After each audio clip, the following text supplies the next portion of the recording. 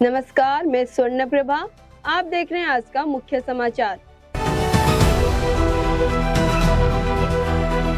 उत्तर प्रदेश के मुख्य सचिव शशि प्रकाश गोयल की अध्यक्षता में गौतम बुद्ध विश्वविद्यालय की राशि सीमित की बैठक आयोजित की गई, जिसमें विश्वविद्यालय की प्रगति से जुड़े विभिन्न महत्वपूर्ण विषयों पर विस्तृत चर्चा की गई। गुरुवार शाम को ओडिशा के केंदुझर जिले में पटना पुलिस थाना के क्षेत्र के बालीटोता गांव में अवैध शराब के धंधे पर छापेमारी के दौरान शराब व्यापारियों ने कथित तौर पर पुलिस की टीम पर हमला कर दिया, जिसमें 2 पुलिसकर्मी घायल हो गए।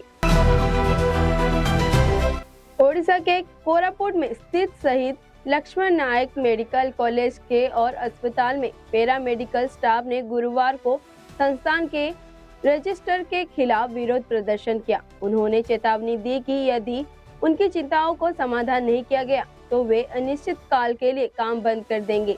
यह प्रदर्शन मेडिकल कॉलेज परिसर के सामने आयोजित किया गया, जिसमें विभिन्न विभागों के स्टाफ सदस्यों ने हिस्सा लिया।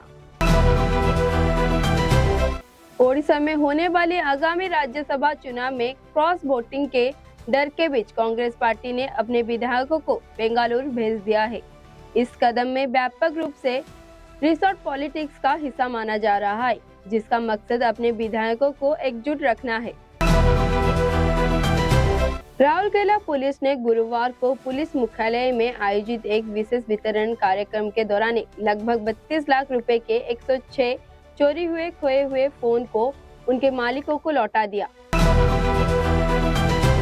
पूर्व मुख्यमंत्री और नेता प्रतिपक्ष नवीन पटनायक ने गुरुवार को अपनी सरकार के दौरान किए गए विवेकपूर्ण वित्तीय प्रबंधन की सराहना की। उन्होंने कहा कि इस प्रबंधन ने ओडिशा को दिवालियापन की स्थिति से निकालकर आर्थिक रूप से देश के अग्रणी राज्य के एक बनाया है।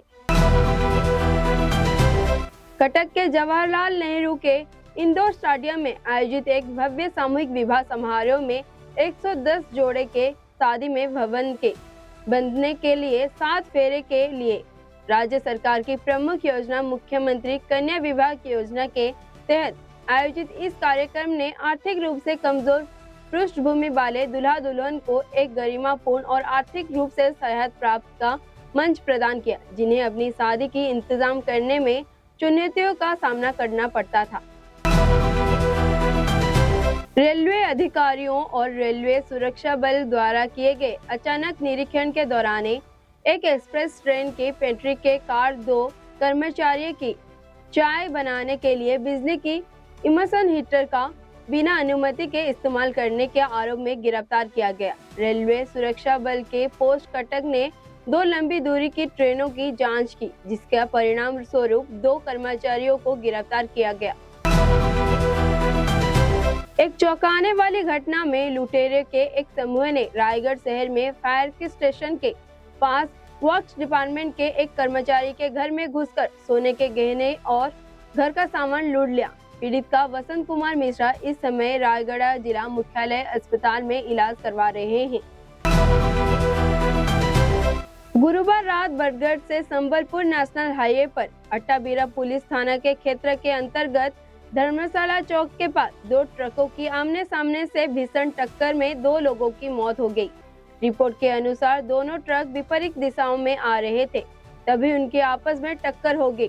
टक्कर के इतनी जोरदार थी कि दोनों वाहन पूरी तरीके से क्षतिग्रस्त हो गए और उनके चालक अंदर से ही फंस गए।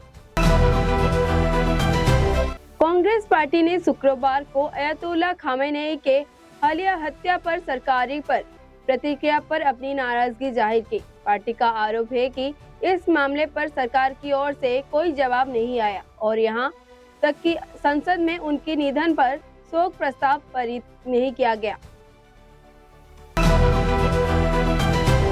झारखंड के गढ़वा जिले में गुरुवार को एक दिल दहलाने वाली घटना हुई है। सड़क हादसे के बाद एक युवक जिंदा जल गया। युवक पेट्रोल पंप पर प्लास्टिक के गिलान में पेट्रोल भरवाकर मोपेड से घर लौट रहा था। इसी क्रम में सामने आ रही तेज रफ्तार कार ने युवक को मोपेड में टक्कर मार दी। टक्कर इतनी जोरदार थी कि पेट्रोल भरा हुआ गैलन युवक पर गिर गया और फट गया और देखते ही देखते युवक के पूरे शरीर में आग लग गई।